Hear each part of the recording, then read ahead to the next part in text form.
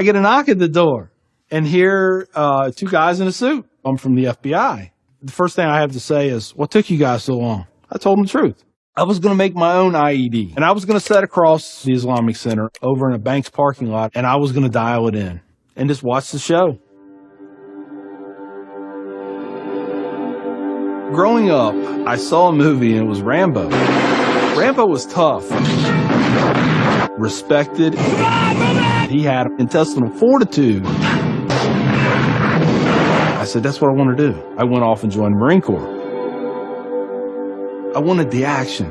The first time I got shot at, I remember looking at my watch and I says, man, this time last year I was in English class. I fought several times in the Middle East, Desert Shield, Desert Storm, South America, Philippines, Somalia. I think the worst things that I have seen is dead children. I had to suck it up. I had to be there for my guys. Each one of those teardrops stands for a confirmed kill.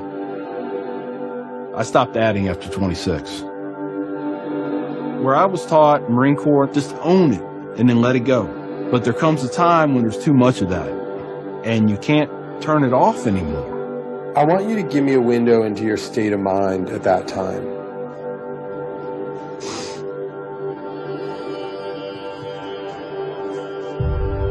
One time, my wife and I went to a DSW, and I saw in the distance these two women in black burqas in my store. I cried as I prayed for enough strength to go over there and break both their necks. I was just angry. I was just full of hate, and it just fed off itself. At that point, I was drinking a half-gallon of vodka every 2 days. I had devised a plan, create my own IED, homemade bomb, and I was going to set it off right outside the Muncie Islamic Center. 200 plus killed or injured. That was the plan. I saw an opportunity to do one last thing for my country. This was my rationale. I knew I would end up in a federal prison with a needle in my arm. I didn't care my hatred of Islam. It was the only thing that was keeping me alive. So one day my daughter comes home, second grade maybe. She was telling me about this little boy who sat across from her. His mom came to get him. She said she had scarves on her, and she had a dress all the way down to her feet, and you couldn't see her on nothing but her eyeballs. At that point, I snapped. Started spewing things out of my mouth that should never be said in front of children or anything. She didn't say anything. It was the look on her face. I remember my daughter looking at me like I was absolutely the craziest person on the face of the earth. She was my little buddy. She used to say we were road dogs. I know I saw it in her eyes. I made her question that love. And that's when the light bulb came on. I decided to give the people of this community one more chance. So I went to the Islamic Center, see a gentleman in the shoe room taking off his shoes. He looks at me and he smiles.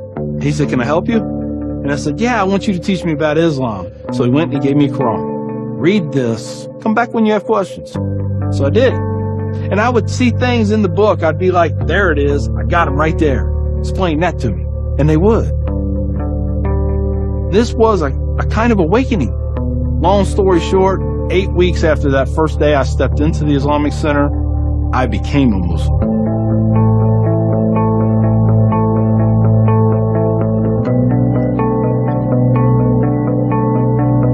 I'm a Muslim, a veteran, and a proud American. I had learned that I was completely wrong about everything that I felt. You know, Judaism had a message, Christianity had a message, Islam had a message. Funny thing is, though, it was the same message. It was about peace, and it was about love. Please join me in welcoming Mr. McKinney. My big thing is now to stop the hate. Nothing good has ever come out of hatred. I've done too many things. I've hurt a lot of people. I have to live with that. But if I can stop somebody else on the path of non-forgiveness, I won.